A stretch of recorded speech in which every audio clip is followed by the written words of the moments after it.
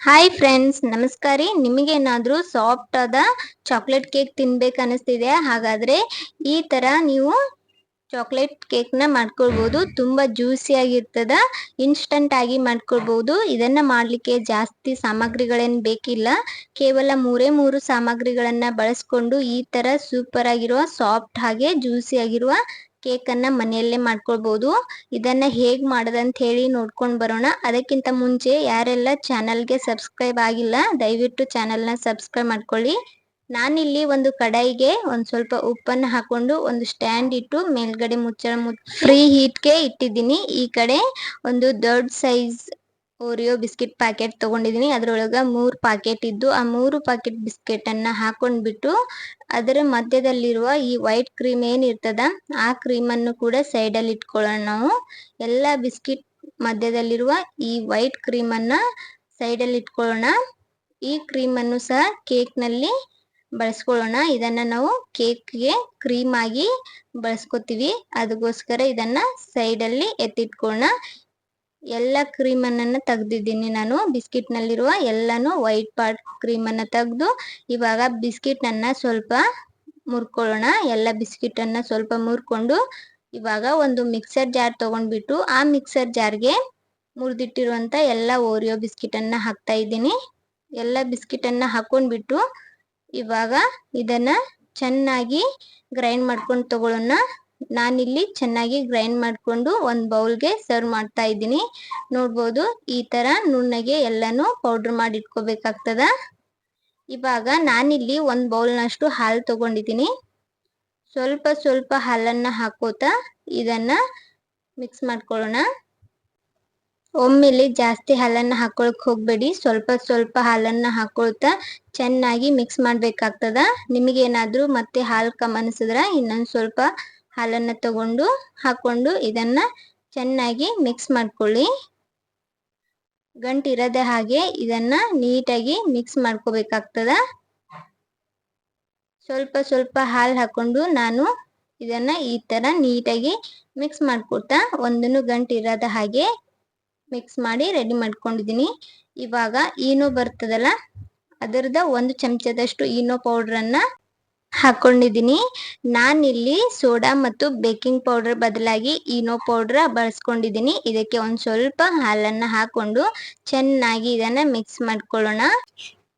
ಇವಾಗ cake batter ಈ consistency ಬರೋವರೆಗೂ ಇದನ್ನು ಚೆನ್ನಾಗಿ ಕಲಿಸ್ಕೋಬೇಕಾಗ್ತದ. ರೆಡಿ ಆಗ್ಯದ ಕೇಕ್ ಬ್ಯಾಟರ್. ಇದನ್ನು ಕೇಕ್ ಟಿನ್ಗೆ ಹಾಕ್ಕೊಳ್ಳೋಣ. ನಾನಿಲ್ಲಿ ಕೇಕ್ ಟಿನ್ಗೆ ಬಟರ್ ಪೇಪರ್ ಹಾಕ್ಕೊಂಡು ಸ್ವಲ್ಪ ಆಯಿಲ್ ಹಚ್ಕೊಂಡು ಇಟ್ಟಿದ್ದೆ. ಅದಕ್ಕೇನೆ ರೆಡಿ ಮಾಡಿಟ್ಟಿರುವ ಕೇಕ್ ಬ್ಯಾಟರನ್ನು ಸುರಿತಾ ಇದ್ದೀನಿ. ಎಲ್ಲ ಕೇಕ್ ಬ್ಯಾಟರನ್ನು ಹಾಕಿಬಿಟ್ಟು ಇದಕ್ಕೆ ಒಂದು ಸ್ವಲ್ಪ ಅಳ್ಳಾಡಿಸ್ಬೇಕಾಗ್ತದ. ಇಲ್ಲೇ ಎಲ್ಲ ಹಿಟ್ಟು ಕರೆಕ್ಟಾಗಿ ಕುಂದಿರ್ತದಂದ್ರೆ ಇವಾಗ ಫ್ರೀ ಹೀಟ್ ಮಾಡಿರೋಂಥ ಕಡಾಯಿಗೆ ನಾನು ಕೇಕ್ ಟಿನ್ನನ್ನು ಇಟ್ಟು ಮೇಲೆ ಮುಚ್ಚಳ ಮುಚ್ಚಿ ಒಂದು 45 ನಿಮಿಷ ಇದನ್ನು ಬೇಯಲಿಕ್ಕೆ ಬಿಟ್ಟಿದ್ದೆ. ಇವಾಗ ಈ ಥರ ಒಂದು ಸ್ಟಿಕ್ ಹಾಕಿ ಬೆಂದಿದೆ ಇಲ್ಲ ಅಂತ ಹೇಳಿ ನೋಡಬೇಕು. ರೆಡಿಯಾಗಿತ್ತು ಕೇಕನ್ನು ಹೊರಗಡೆ ತೆಗೆದ್ಬಿಟ್ಟು ಅದರ ಬಟರ್ ಪೇಪರನ್ನು ತೆಗಿತಾ ಇದ್ದೀನಿ. ಬಟರ್ ಪೇಪರ್ ತೆಗೆದ ನಂತರ ಕೇಕ್ ಎಷ್ಟು ಚೆನ್ನಾಗಿ ಬಂದಿದೆ ಅಂತ ಹೇಳಿ ಕಾಣ್ತಿದೆ. ತುಂಬ ಸ್ಪಾಂಜಿಯಾಗಿ ಬಂದಿತ್ತು ಕೇಕ್. ಇವಾಗ ಕೇಕನ್ನು ಸ್ವಲ್ಪ ಡೆಕೋರ್ ಮಾಡೋದಕ್ಕೆ ಮೇಲಿನ ಒಂದು ಲೇಯರನ್ನು ಕಟ್ ಮಾಡ್ಕೊಂಡಿದ್ದೀನಿ, ಒಂದು ಸ್ವಲ್ಪ ಕಟ್ ಮಾಡಿದ್ದೀನಿ. ಉಳಿದಿರೋ ಈ ಕೇಕ್ನಲ್ಲೂ ಸಹ 2 ಪಾರ್ಟ್ಗಳಾಗಿ ಮಾಡ್ಕೊಳ್ತೀನಿ. ಇದು ಸುಮ್ಮನೆ ಡೆಕೋರೇಷನ್ಗಾಗಿ 2 ಪಾರ್ಟ್ಗಳಾಗಿ ಮಾಡ್ಕೊಂಡಿದ್ದೀನಿ. ಇವಾಗ ಈ ಕ್ರೀಮ್ ಏನು ನೋಡ್ತಾ ಇದ್ದೀರಾ, ಇದು ಬಿಸ್ಕಿಟ್ ಮಧ್ಯಭಾಗದಲ್ಲಿ ವೈಟ್ ಆಗಿ ಕ್ರೀಮ್ ಬಂದಿತ್ತಲ್ಲ, ಆ ಕ್ರೀಮಿಗೆ ಒಂದು ಸ್ವಲ್ಪ ಬಿಸಿ ಹಾಲನ್ನು ಹಾಕೊಂಡು ಗ್ರೈಂಡ್ ಮಾಡಿಕೊಂಡು ತಗೊಂಡಿದ್ದೀನಿ ಮಿಡಲ್ಗೆ ಹಾಕೊಳ್ಳಿಕ್ಕೆ. ನಾನಿಲ್ಲಿ ಕಡಾಯಿ ಮೇಲೆ ಮುಚ್ಚಿರುವಂಥ ಮುಚ್ಚಳವನ್ನು ತಗೊಂಡಿದ್ದೀನಿ. ಆ ಮುಚ್ಚಳ ಸಹಾಯದಿಂದ ಈ ಥರ ರೌಂಡಾಗಿ ಮಾಡ್ಕೊಳ್ಳೋಕೆ ಸಹಾಯ ಆಗ್ತದಂತ ಹೇಳಿ ಸುತ್ತಾನು ಚೆನ್ನಾಗಿ ಆ ಕ್ರೀಮನ್ನು ಅಪ್ಲೈ ಮಾಡ್ಕೊಂಡಿದ್ದೀನಿ. ಮಿಡಲಲ್ಲಿ ಅಪ್ಲೈ ಮಾಡಿ ನಂತರ ಮೇಲ್ಗಡೆ ಒಂದು ಕೇಕ್ ಲೇಯರನ್ನು ಹಾಕೊಂಡಿದ್ದೀನಿ. ಇವಾಗ ನೋಡ್ಬೋದು 2 ಲೇಯರ್ ಕೇಕ್ ಕಾಣ್ತಾ ಇದೆ.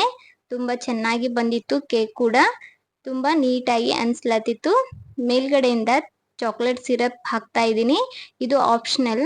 ನಾನಿಲ್ಲಿ ಸ್ವಲ್ಪ ಜ್ಯೂಸಿಯಾಗಿರಲಿ ಕೇಕ್ ಅಂತ ಹೇಳಿಬಿಟ್ಟು ಈ ಥರ ಚಾಕ್ಲೇಟ್ ಸಿರಪನ್ನು ಹಾಕ್ಕೊಂಡು ಚೆನ್ನಾಗಿ ಇದನ್ನು ಸಹ ಎಲ್ಲ ಕಡೆ ಸ್ಪ್ರೆಡ್ ಮಾಡ್ತಾ ಇದ್ದೀನಿ. ಈ ತರ ಚಾಕ್ಲೇಟ್ ಸಿರಪ್ ಯೂಸ್ ಮಾಡೋದ್ರಿಂದ ಕೇಕ್ ಸ್ವಲ್ಪ ಜ್ಯೂಸಿ ಆಗಿಯೂ ಬರುತ್ತೆ. ಲಾಸ್ಟ್ ಅಲ್ಲಿ ಒಂದ್ ಸ್ವಲ್ಪ ಡಾರ್ಕ್ ಚಾಕ್ಲೇಟ್ ಇಂದ ಕೇಕ್ಗೆ ಡೆಕೋರ್ ಮಾಡ್ತಾ ಇದ್ದೀನಿ. ಒಂದ್ ಸ್ವಲ್ಪ ಡಾರ್ಕ್ ಚಾಕ್ಲೇಟ್ ಅನ್ನ ಚಿಕ್ಕದಾಗಿ ಕಟ್ ಮಾಡ್ಕೊಂಡು ಸುತ್ತಾನು ಅದಕ್ಕೆ ಡೆಕೋರ್ ಮಾಡ್ತಾ ಇದ್ದೀನಿ.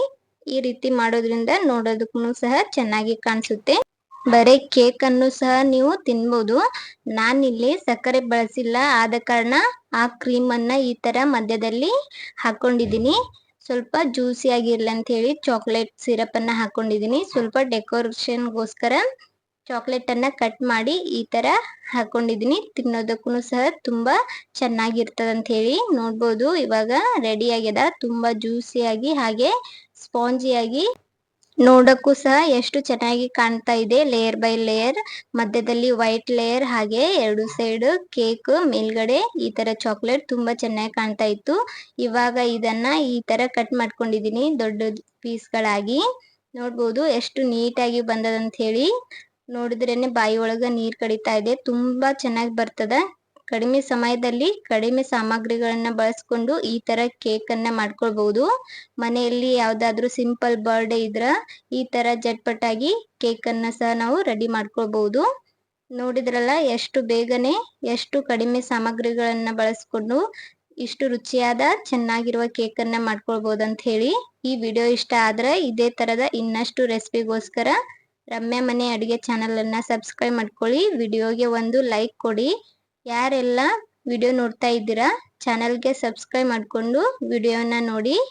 ಯಾವ್ದಾದ್ರು ಸಿಂಪಲ್ ಫಂಕ್ಷನ್ ಇರ್ಲಿ, ಹಾಗೆ ಗೆಸ್ಟ್ ಏನಾದ್ರು ಮನೆಗೆ ಬಂದಾಗ ಏನಾದರೂ ಡೆಸರ್ಟ್ ಮಾಡ್ಬೇಕು ಅನಿಸ್ದಾಗ ಈ ತರ ಜ್ಯೂಸಿ ಆಗಿರುವ ಚಾಕ್ಲೇಟ್ ಕೇಕ್ ಅನ್ನ ಟ್ರೈ ಮಾಡಿ. ತುಂಬಾ ಚೆನ್ನಾಗಿ ಬರ್ತದ. ಟ್ರೈ ಮಾಡ್ಬಿಟ್ಟು ಹೇಗಾಗಿತ್ತಂತ ಹೇಳಿ. ಯಾರೆಲ್ಲ ವಿಡಿಯೋ ನೋಡ್ತಾ ಇದ್ದೀರಾ ಎಲ್ಲರಿಗೂ ಧನ್ಯವಾದಗಳು.